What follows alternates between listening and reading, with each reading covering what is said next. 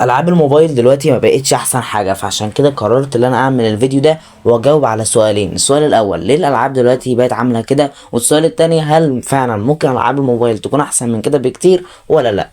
طيب هنجاوب بقى كده على السؤال التاني على طول، وهو هل فعلا العاب الموبايل ممكن تتحسن عن كده؟ هقول لك وده بدليل ان في 2013 في لعبه نزلت اسمها جانجستر 4.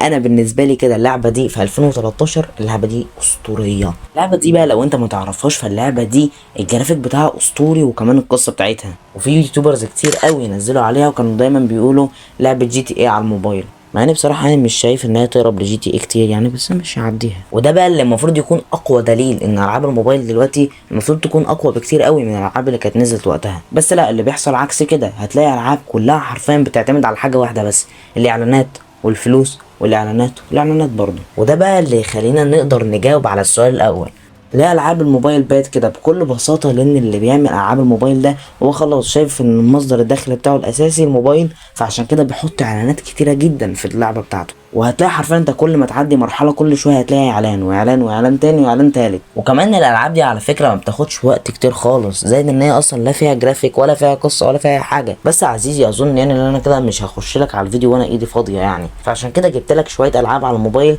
حلوين ممكن تلعبهم وتتبسط.